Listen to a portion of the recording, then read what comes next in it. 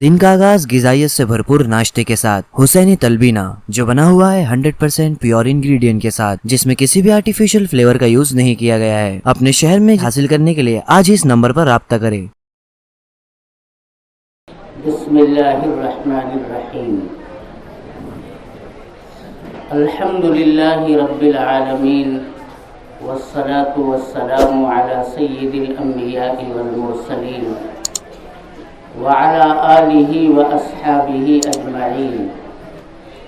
اما بعد فقد قال اللہ تبارک وتعالی فی القرآن المجید والفرقان الحمید۔ اعوذ باللہ من الشیطان الرجیم، بسم اللہ الرحمن الرحیم۔ یا ایہا الذین آمنوا اتقوا اللہ وکونوا مع الصادقین۔ صدق اللہ مولانا العظیم۔ اسٹیج پر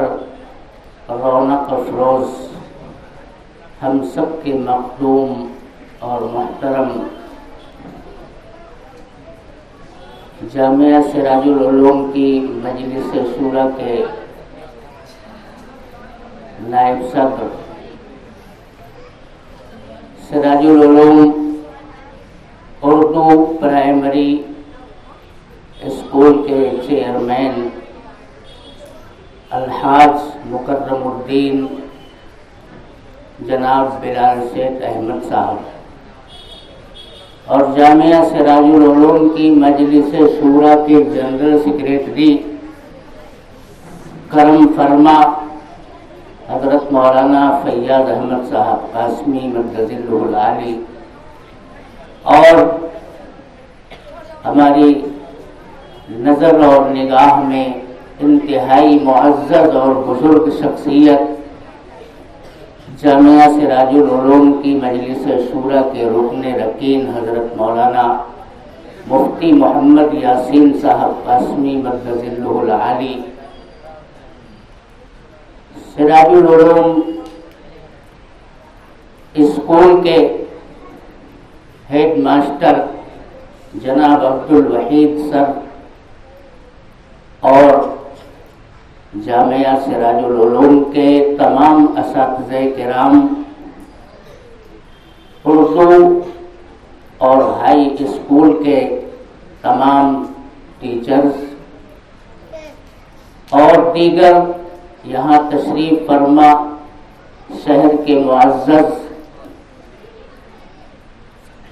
حضرات، جامعہ سراج العلوم کے طلباء اور اسکول کے طلباء، آپ تمام حضرات کافی دیر سے پرچم کشائی کے بعد سے اب تک بچوں کا پروگرام بھی سماعت کر رہے تھے، اور جشن آزادی کے عنوان پر ان بچوں کے جذبات اور ان کے احساسات کا آپ حضرات اپنی نگاہوں سے، اپنی سماعتوں سے مشاہدہ کر رہے تھے۔ ان کا مظاہرہ آپ دیکھ رہے تھے۔ اخیر میں بہت ہی پرمغز خطاب حضرت مولانا مفتی محمد یاسین صاحب قاسمی دامت برکاتہم رکن رکین جامعہ سراج العلوم کا بھی آپ نے سماعت فرمایا۔ بڑی قیمتی باتیں تھیں، بزرگوں کی باتیں بھی بزرگ ہوا کرتی ہیں۔ وہ چند لمحات میں اپنے دل کے جذبات کو آپ کے سامنے رکھ گئے اور ایک احساس دلایا کہ ہمیں ہر قیمت پر اپنے ایمان اور اپنے مذہب کے تعلق سے پوری بیدار مغزی کا ثبوت دینا چاہیے۔ وطن سے محبت کے تعلق سے بھی حضرت والا نے لوگوں میں جوش اور خروش، ایک ولولہ اور شوق پیدا کرنے کی کوشش کی، اور یہ بھی بتایا کہ وطن سے محبت کا ثبوت پیش کرنے کے لیے ہمیں کسی کے سرٹیفکیٹ کی کوئی ضرورت نہیں ہے۔ اس کے لیے ہمارے پرکھوں کی، ہمارے بزرگوں کی دی ہوئی قربانیاں اور آج بھی وطن کے لیے ہم کس قدر کارآمد اور مفید ثابت ہو رہے ہیں، یہ ہماری حب الوطنی کا سب سے بڑا ثبوت ہے۔ اس لیے ہمیں کسی کو اپنی شہریت کے، اپنے حب الوطنی کے تعلق سے کسی قسم کا ثبوت پیش کرنے کی ضرورت نہیں ہے۔ بچوں نے، ہمارے جامعہ کے طلباء نے بھی اور پھر اسکول کے طلباء نے بھی بڑی قیمتی باتیں حب الوطنی کے تعلق سے میرے دوستوں پیش کی۔ انہوں نے ترانے پڑھے، انہوں نے گیت پڑھی، نظمیں پڑھی، سب سے وطن کی محبت جھلک رہی ہے۔ میرے محترم بزرگوں اور دوستوں، یہ اکابر بیٹھے ہیں، ان کے سامنے گفتگو کرنا یہ ایک آزمائش ہوتی ہے، امتحان ہوتا ہے، لیکن بہرحال انہی بزرگوں کا حکم ہے، دھیرے دھیرے ہم لوگ بھی سیکھ رہے ہیں۔ آگے چل کر کے یہ سارے کام ہمارے کندھے پر آئیں گے، پھر آپ کے کندھے پر آئیں گے، شدہ شدہ یہ سلسلہ اسی طرح سے میرے دوستوں چلتا رہے گا۔ اس لیے ہمیں پوری مضبوطی کے ساتھ، پوری ہمت کے ساتھ، پورے حوصلے کے ساتھ میرے دوستوں اپنی زندگی کو حساسیت کے ساتھ گزارنی چاہیے۔ ہمارے اندر جو غفلت ہے اس کی طرف بھی اشارہ کیا حضرت نے۔ یقیناً ہم سب کو اس کے اندر شرکت کرنی چاہیے، اور ہمارے مدارس الحمدللہ پورے جوش و خروش کے ساتھ ہر زمانے کے اندر، جب سے یہ وطن آزاد ہوا ہے، 15 اگست کو جنگ آزادی کے عنوان پر تقریبات منعقد کرتے چلے آئے ہیں، اور انشاءاللہ یہ کام کرتے رہیں گے۔ کیوں نہیں کریں گے؟ میرے دوستو، اگر آپ ہندوستان کی تاریخ اٹھا کر کے دیکھیں گے تو انگریزوں کی آمد سے پہلے یہاں مسلمانوں کی 900 سال سے زیادہ حکومت آپ کو ملے گی۔ مسلمانوں سے انگریزوں نے حکومت چھینی تھی۔ اگر سب سے پہلے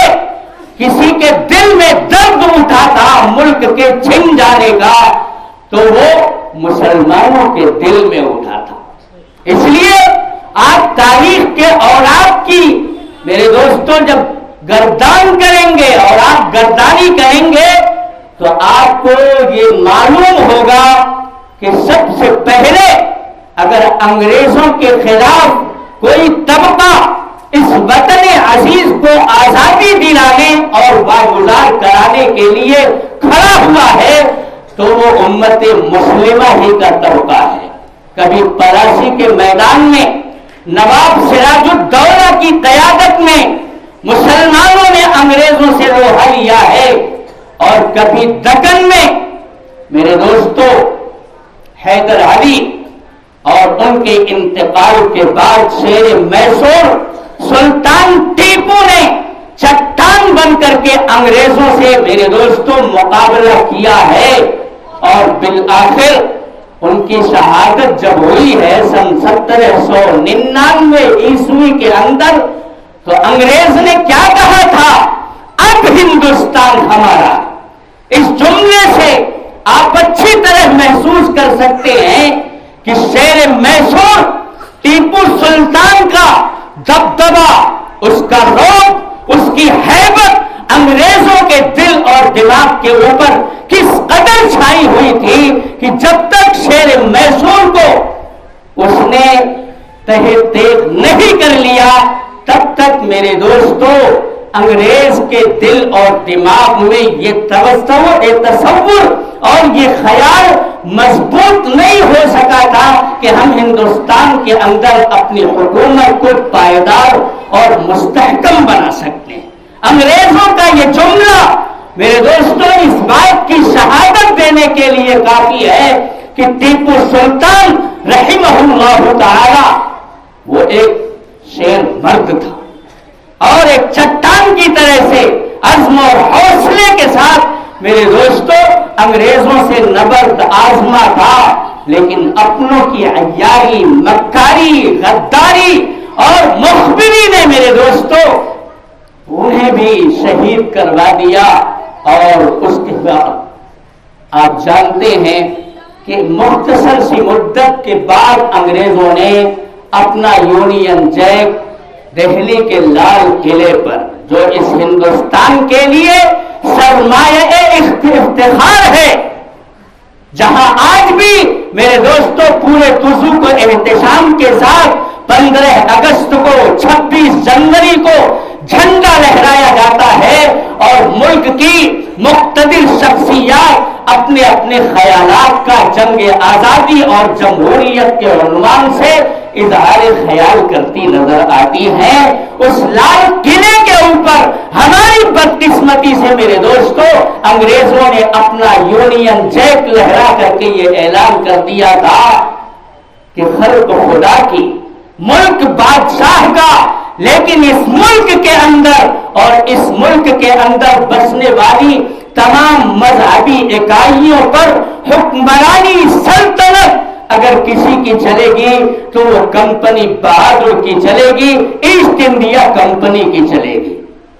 1803 کے اندر میرے دوستو یونین جیک لہرا دیا تھا۔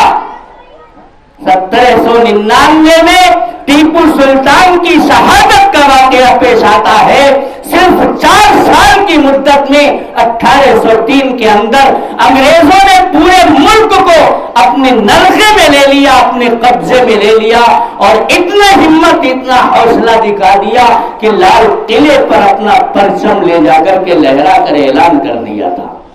آپ جانتے ہیں،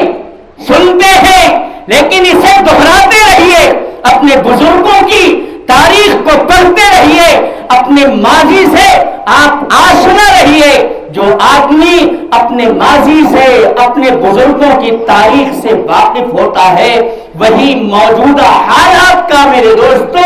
صحیح طور پر اندازہ لگا سکتا ہے، اور مستقبل کے لیے کوئی تابناک منصوبہ بندی اسی وقت ہو سکتی ہے جب ہم اپنے اکابر کی، اپنے بزرگوں کی تاریخ کو اپنے سامنے زندہ رکھیں گے، تابندہ رکھیں گے۔ ہمارے بزرگوں نے کیا کیا اس وقت؟ حضرت شاہ عبدالعزیز محدث دہلوی نور اللہ مرقدہ، جو ایک بوریہ نشین عالم دین تھے، جو قال اللہ اور قال رسول کی صداؤں سے اور زمزمہ سنجیوں سے فضاؤں کو معمور کرتے تھے، ہمارا شمار ہماری طرح سے بچوں کو پڑھایا کرتے تھے۔ میرے دوستو اس بوریہ نشین نے، لیکن ہماری بساط اور ہماری طاقت، ہماری حیثیت ان میرے پرعزم لوگوں کے سامنے کوئی معنی نہیں رکھتی۔ وہ بوریہ نشین تھے، لیکن دلوں کے اوپر ان کی حکمرانی تھی۔ انہوں نے یہ فتویٰ صادر کیا کہ اب یہ ملک غلام ہو چکا ہے، اور اس ملک کے اندر بسنے والی تمام مذہبی اکائیوں کو آج یہ بتانے کی ضرورت ہے کہ تمہیں غلامی کی زنجیروں میں جکڑ دیا گیا ہے۔ آزادی کی نعمت حاصل کرنی ہے تو مل جل کر کے جد و جہد کرنی پڑے گی، اور بالخصوص مسلمانوں کے اوپر تو یہ فرض ہو چکا ہے کہ انگریزوں کو اس وطن عزیز سے آزاد، اس وطن عزیز سے بھگانے کے لیے جتنی جد و جہد ممکن ہو سکتی ہے وہ کرنے کے لیے تیار ہو جائیں۔ اپنے متوسلین کو، اپنے خاندان اور کنبہ کے لوگوں کو حضرت سید احمد شہید کی قیادت میں لگا دیا کہ جاؤ پورے ملک کا دورہ کرو، لوگوں کو بتاؤ کہ تم سے بہت بڑی نعمت چھینی جا چکی ہے اور تم غلام بنائے جا چکے ہو، آگے تمہارے ساتھ کیا ہونے والا ہے اس کا تصور کرو، اور آزادی کے میدان میں جنگ آزادی کے لیے کوٹ پڑو۔ حضرت شاہ اسماعیل شہید نور اللہ مرقدہ، دیگر بزرگان دین میرے دوستو پورے ملک کے اندر گھوم گئے۔ آپ کیا سمجھتے ہیں ہمارے بچوں نے چند نام گنوائے، کیا انہی چند ناموں سے یہ ملک آزاد ہوا ہے؟ نہیں، ہزاروں کی تعداد میں علماء کرام نے اس ملک کو آزادی دلانے میں اپنی جانوں کا نذرانہ پیش کیا ہے۔ مالٹا کی صعوبت بھری جیلوں کے اندر اپنے ماہ و سال گزارے ہیں۔ کیا حضرت شیخ الہند مولانا محمود حسن دیوبندی نور اللہ مرقدہ کی جد و جہد آزادی کے تعلق سے ہمیں باخبر نہیں ہونا چاہیے؟ جنہوں نے تحریک ریشمی رومال چلائی، جنہوں نے انگریزوں کے خلاف میرے دوستو ایک فضا ہموار کرنے کے لیے اپنے شاگردوں کو مختلف ممالک کا دورہ کرایا، خود حجاز مقدس پہنچ کر کے ایک منصوبہ بندی کر رہے تھے، میرے دوستو انگریز جن کے حق میں یہ کہتا ہے کہ اگر ان کی ناز کو پھونک دیا جائے، جلا دیا جائے تو ان کی راکھ سے بھی انگریز نفرت کی بو آئے گی، یہ انگریز گواہی دیتا ہے۔ جس انگریز نے ٹیپو سلطان کے تعلق سے یہ کہا تھا کہ اب جا کر کے ہندوستان ہمارا ہو سکا ہے جب ٹیپو سلطان شہید ہوا۔ یہ ہے میرے دوستو مسلمانوں کے کردار اس ملک کو آزادی دلانے کے لیے اسیر مالٹا ہے حضرت شیخ الاسلام حضرت مولانا سید حسین احمد مدنی نور اللہ مرقدہ، اور پھر دارالعلوم دیوبند کے ام المدارس کے اکابر اساتذہ کی ایک لمبی تاریخ ہے، جمعیت علماء ہند کے بزرگوں کا ایک لمبا کردار ہے، اور عام مسلمانوں کا میرے محترم بزرگوں اور دوستوں آپ دیکھیں گے کہیں شاملی کے میدان میں، کبھی بالا کوٹ کی پہاڑیوں کے دامن میں، کبھی سرحدی علاقوں میں، ملک کے چپے چپے میں علماء کرام کی قیادت میں میرے دوستوں مسلم عوام انگریزوں سے جنگ کرتے ہوئے آپ کو نظر آئیں گے۔ 200 سال تک سن 1757 پلاسی کے میدان سے لے کر کے سن 1947 تک ایک لمبی میرے دوستوں خاک اور خون کی ہولیاں کھیلی جانے کی تاریخ ہے۔ تو کیا اس کے اندر بس یہی چند نام ہے؟ نہیں، ہمیں اپنے بزرگوں کی تاریخ پڑھنی چاہیے۔ حضرت مولانا محمد قاسم نانوتوی بانی ام المدارس دارالعلوم دیوبند نے جنگ آزادی میں کیا کردار ادا کیا آپ بتائیے؟ شاملی کے میدان میں حضرت مولانا محمد قاسم نانوتوی، حضرت مولانا رشید احمد گنگوہی یہ میمنہ اور میسرہ کے اندر کمانڈنگ کر رہے تھے، پیچھے امت مسلمہ کا ایک بڑا طبقہ تھا جو ان کی قیادت میں لڑ رہا تھا۔ میرے دوستو پیر ضامن شہید کو اسی میدان کے اندر جام شہادت نوش کرنا پڑا۔ شاہ اسماعیل شہید، سید احمد شہید، حضرت شیخ الاسلام حضرت مولانا مفتی محمد کفایت اللہ جنہیں ہم مفتی اعظم کے لقب سے جانتے اور پہچانتے ہیں، ایک لمبی علماء کرام کی قائدانہ میرے دوستو تاریخ ہے،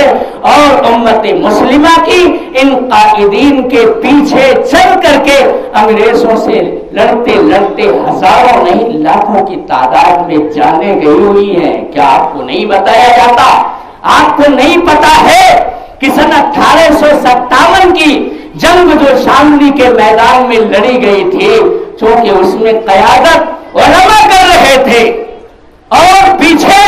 بڑا طبقہ مسلمانوں کا تھا، انگریز میرے دوستو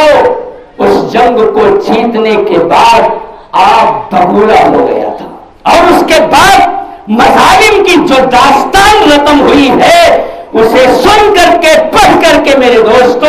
آنکھوں میں آنسو بھر آتے ہیں، رونگٹے کھڑے ہو جاتے ہیں۔ ظلم کا پہاڑ توڑا جانے لگا مسلمانوں پر، اور بالخصوص علماء کرام کو تو ایک ایک کر کے چن چن کر کے نشانہ بنایا جانے لگا۔ علماء کو پکڑ پکڑ کر کے لایا جاتا تھا، توپوں کے دہانوں پر کھڑا کر کے انہیں داب دیا جاتا تھا، ان کے جسم کے ٹکڑے فضاؤں کے اندر بکھر جاتے تھے، اور پوری زمین میرے دوستو ان کے خون سے لالہزار ہو جاتی تھی۔ جلتے اور کھولتے ہوئے تیل میں زندہ میرے دوستو ڈال دیا جاتا تھا، اور دہلی کے چاندنی چوک سے لے کر کے لاہور کی سڑک کے دونوں کنارے جتنے درخت تھے ہر درخت کے اوپر پھانسی کا پھندا تھا، ہاتھی کے اوپر بٹھایا جاتا تھا۔ عالم دین کو پہچان یہ تھی کہ جس کے چہرے پر داڑھی ہو، سر پر ٹوپی ہو اور اس نے کرتا پاجامہ سے تن کر رکھا ہو، اسے عالم سمجھو، اسے پکڑو اور ہاتھی پر بٹھاؤ، پھندا اس کے گردن میں ڈال کر کے ہاتھی کو آگے بڑھاؤ اور یہ لاش بن کر کے اس پھندے میں جھوم کر کے رہ جائے گا۔ میرے دوستو، آپ تاریخ پڑھیے، دہلی سے لے کر کے لاہور تک کی سڑک کے کنارے دونوں طرف کے تمام طرفوں میں پھانسی کے پھندے، اور ہر پھندے کے اندر کوئی نہ کوئی عالم دین یا عالم نما شخص آپ کو لٹکتا ہوا نظر آئے گا۔ تو ہندوستان کی دھرتی سے، ہندوستان کے پہاڑوں سے، ہندوستان کے درختوں سے، پیڑ پودوں سے آپ امت مسلمہ اور ان کے علماء کی قربانیوں کے تعلق سے سوال کریں گے تو وہ اپنی زبان حال سے میرے دوستوں گواہی دینے کے لیے آج بھی تیار ہیں کہ مسلمانوں نے اس وطن کو آزاد کرانے کے لیے اپنا سب کچھ قربان کر دیا، اور آج بھی ہمارے یہی جذبات ہیں کہ اگر ہمارے ملک کے اوپر کوئی بد نظر ڈالے گا، کوئی سازشی ٹولہ، کوئی فتنہ پرداز اگر ہمارے وطن کی سرحدوں پر اپنی ترچھی نظر ڈالے گا، آج بھی پہلی صف میں کھڑے ہو کر کے ہم اس سے نبردآزمائی کے لیے تیار ہیں، اس کی آنکھیں ہم پھوڑنے کے لیے آج بھی کھڑے نظر آئیں گے۔ کیا سلطان ویر عبدالحمید کا واقعہ آپ کو نہیں معلوم؟ اے پی جے عبد الکلام نے اس ملک کو کس طرح سے میرے دوستوں پاور دیا، آپ کو نہیں پتا؟ حضرت مولانا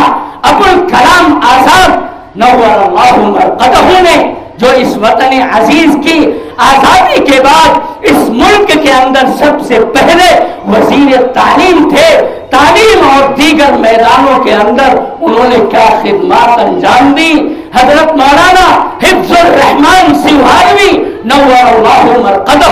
ناظم عمومی جمعیت علماء ہند، جو ایک بہترین پارلیمنٹرین بن کر کے بھی اس ملک کی خدمات میرے دوستوں ایک عرصہ دراز تک انجام دیتے رہے۔ یہ داستانیں ہمارے سامنے آنی چاہیے۔ یقیناً مہاتما گاندھی ان کو سپریم لیڈر بنانے میں مسلمانوں کا بہت بڑا کردار رہا ہے۔ یہ شیخ الہند کے استقبال کے لیے میرے دوستو آپ کے اس ممبئی کے ساحل پر تمام مسلمان اور علماء کے ساتھ تشریف لائے تھے۔ انہیں مہاتما بنانے میں ہمارے بزرگوں کا بہت بڑا کردار رہا ہے۔ ہم کسی کی قربانی کا انکار نہیں کرتے، لیکن ہماری قربانی پر اگر کوئی داغ لگائے گا، ہمارے دامن کے اوپر جو پاک اور صاف ہے وطن عزیز کے تعلق سے، ہماری محبت بھی اس صاف دامن کی طرح سے صاف ہے۔ اگر کوئی ہماری حب الوطنی کے اوپر شک اور شبہ کرے گا، ہم میرے دوستوں اسے قطعاً معاف نہیں کر سکتے۔ اس ملک کے لیے ہم نے جو گیتیں گائی ہیں، ہم نے جو ترانے پڑھے ہیں، جو محبت بھرے انداز میں انقلاب زندہ باد کے نعرے دیے ہیں، ہم نے اپنا جو ترنگا بنانے میں رول ادا کیا ہے، یہ سب ہماری حب الوطنی کا ثبوت نہیں ہے تو کیا ہے؟ سب سے پیارا، جگ میں نیارا بھارت دیش ہمارا ہے، یہ میں نے خود کہا۔ سب سے پیارا، جگ میں نیارا بھارت دیش ہمارا ہے، گنگا جمنی تہذیبوں کا، دھرموں کا گہوارہ ہے، ہندو مسلم سکھ عیسائی سب کی آنکھ کا تارا ہے، امن کی کشتی یکجہتی پتوار ہے، قومی دھارا ہے، ساتھ ہیں ٹوپی ٹائی پگڑی تسبیح و زنار، کرو یکجہتی کا اظہار۔ اگر اس وطن عزیز کو آگے بڑھانا ہے، ترقی کی راہ پر گامزن کرنا ہے اور تمام دنیا کے اندر اپنے آپ کو باوزن ثابت کرنا ہے، تو اتحاد، یکجہتی، اخوت اور بھائی بھائی چارگی کے پلیٹ فارم سے ہی اپنی طاقتوں کو جمع کر کے اپنی توانائیوں کو اس وطن عزیز کے لیے لگا کر کے ہم آگے بڑھا سکتے ہیں۔ اللہ تبارک و تعالی اس وطن کے اندر بسنے والی تمام مذہبی اکائیوں میں پیار، محبت، اخوت، ہمدردی کا جذبہ اپنے اندر پیدا کر کے زندگی گزارنے کی توفیق عطا فرمائے،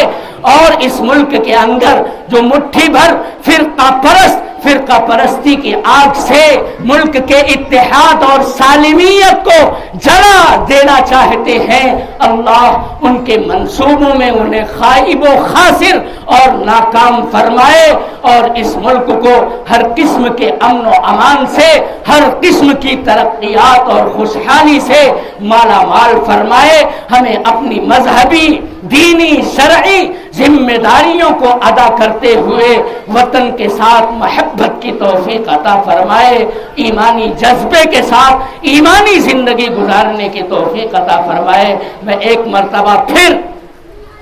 15 اگست،